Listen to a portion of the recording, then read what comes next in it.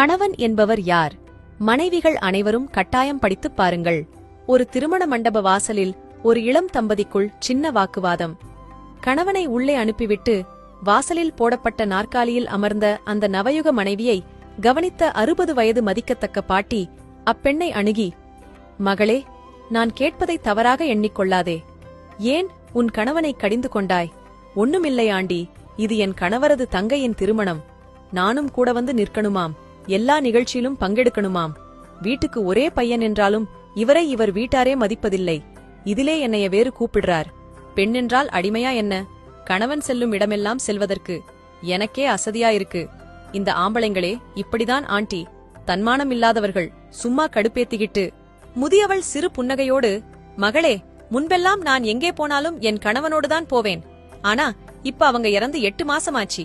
எங்க 2 பேருக்கும் ஏறக்குறைய ஒரே வயசு. 2 பேருக்குமே விவசாயமே தொழில். வயதும் 65 கடந்து விட்டேன். காடு தோட்டமெல்லாம் 2 மகன்களுக்கும் பிரித்து கொடுத்துவிட்டு ஒரே மகளான தெய்வநாயகிக்கும் கொஞ்சம் காசு பணம் நகைன்னு கொடுத்துவிட்டு பிறகு ஒன்னாவே ஊர்லே எல்லா புண்ணிய ஸ்தலத்துக்கும் போனோம். எங்களோட 2 பிள்ளைங்களும் ஒரு மகளும் கல்யாணம் பண்ணி தனித்தனியா இருக்கிறதாலே நாங்க தனியா எங்க வீட்ல இருந்தோம். என் கணவனுக்கு துரதிர்ஷ்டவசமா இனிப்பு நீர், ரத்த கொதிப்புன்னு நோய்கள் இருந்துச்சு. தினமும் மருந்து சாப்பிடணும். அவங்க அவ்வளவு திடகாத்திரமா இல்லாததாலே நான் தான் அவங்களை முழுமையா கவனிச்சுக்கிட்டேன். இப்ப அவங்க இல்லை. நான் ரொம்ப தனிமைய உணர்கிறேன். என் பகல்கள் ரொம்ப நீளமாயிடுச்சு. இரவுகள் ரொம்பவும் வெறுமையாயிடுச்சு. அவங்களோட ஒவ்வொரு பொருளும் அவங்கள எனக்கு நினைவுபடுத்திக்கிட்டே இருக்கு. அவங்க சாப்பிட்டு முடிக்காத மீதமுள்ள மருந்துங்க கூட என்னை கவலைப்படுத்துது. அவங்க போன் நம்பர் இருக்கு. ஆனா நான் அழைச்சா இனி பேச மாட்டாங்க. வாட்ஸ்ஆப் பண்ணா படிக்க மாட்டாங்க. என் படுக்கையிலே ஒரு பக்கம் நானும் மறுபக்கம் அவங்களும் படுத்திருப்போம். இப்ப நான் அதே படுக்கையிலே நடுவுல தனியா படுத்திருக்கேன். சமையலறைக்கு தனியா போறேன். சமையல்ன்ற பேர்ல எதையோ பண்றேன். வாய்க்கு ருசியா சமைச்சு பகிர அவங்க இல்லை. கோயிலுக்கு இப்ப ஒன்னா போக அவங்க இல்லை. விழியோரம் நீர் தேங்க, அதான் மகளே, அவங்க இருக்கும்போதே அவங்களை அதிகமாக நேசிக்கணும், அதிகமாக போற்றணும். கணவனின் வெற்றியோ தோல்வியோ பெருமையோ அவமானமோ லாபமோ நட்டமோ மனைவிக்கு அனைத்திலும் சம பங்கு உண்டு. தன் மனைவி தன்னுடன் தோளோடு தோள் கொடுத்து நிற்காத எந்த கணவனுக்கும் ஏற்படும் அவமானமும் தலை குனிவும் வேறெந்த அவமானத்தையும் விட அவனை அதிகம் காயப்படுத்தும், மிகவும் வேதனைப்படுத்தும். எங்கு போனாலும் என் கணவர் முன்னே சென்று எனக்கு இடம் பிடித்து தருவார். பஸ்ஸில் ஏறும்போது, விழாக்களில் விருந்துகளில் எனக்கு முன்பே ஓடி சென்று எனக்கு இடம் பிடித்து எனக்கு வசதியாக ஏற்பாடு பண்ணி தருவார். பிரயாணம் செய்யும்போது நான் அசந்து தூங்கிவிடுவேன்.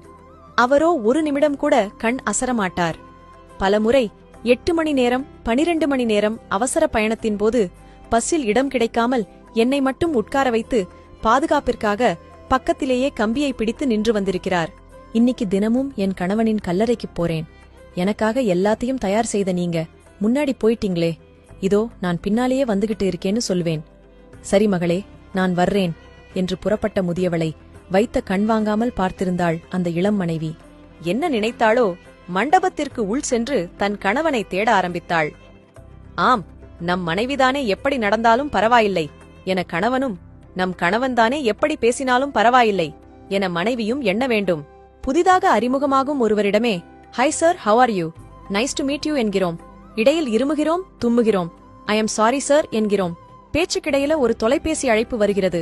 உடனே எக்ஸ்கியூஸ் மீ சார் சொல்றோம். அந்த நபரை சந்தித்தே 10-20 நிமிடம்தான் ஆகியிருக்கும். அதன்பின் அவரை சந்திப்போமா என்றே தெரியாது.